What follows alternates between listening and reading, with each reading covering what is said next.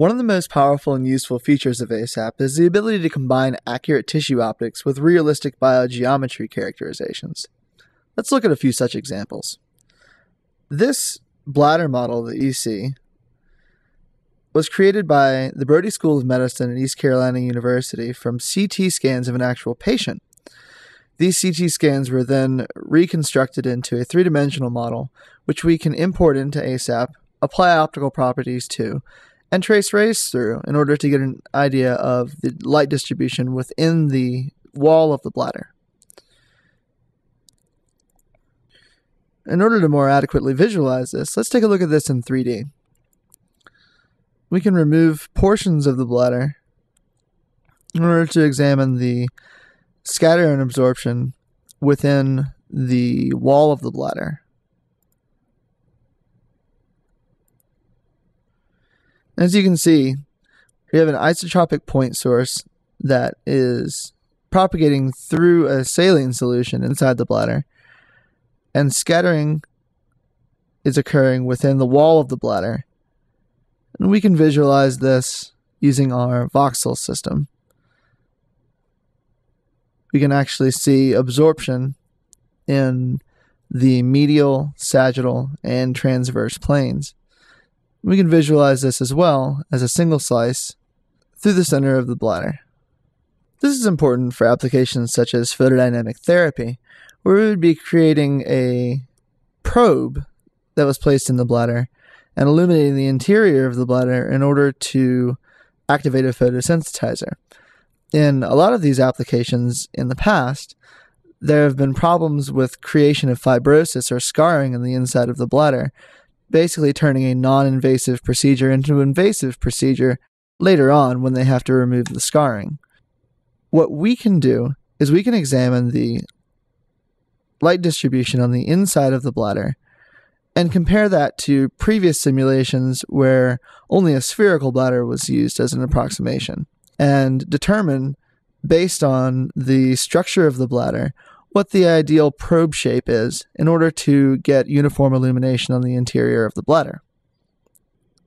Now let's take a look at a few other examples of how geometry has influenced design in biooptics using ASAP. This rat brain model, which was created based off of an MRI slice of the rat brain, was used by Stanford to characterize a system to examine activation of specific regions of the brain by examining blood oxygenation concentrations so that we can create a non-invasive method of examining the activation of specific areas of the brain without having to use devices such as MRI. This chest wall example was used by the Breault School of Medicine to examine photodynamic therapy treatment in a post-mastectomy patient. They've used an external LED-based source and are illuminating the chest wall in order to activate a photosensitizer and remove any potential cancerous cells that are left over after the mastectomy. Complex biological structures are not the only structures that may be interesting in biooptics. For instance, this complex tracheal mesh is used in patients that have tracheal or esophageal cancers in order to hold the esophagus or trachea open and facilitate breathing or swallowing.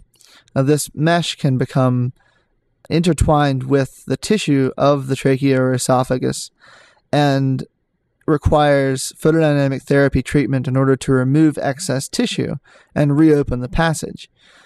As you can see, this is an incredibly complex mesh design, and therefore it's important to be able to model each individual portion of this mesh to get an accurate depiction of the optics that are necessary in order to effectively treat this situation.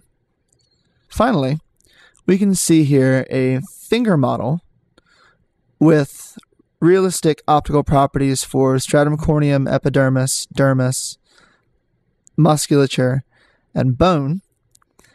And this model is integrated with a blood oxygenation sensor, including a parabolic mirror, an LED, and underneath a detector, so that we can examine the level of blood oxygenation within the dermal layer of this particular model.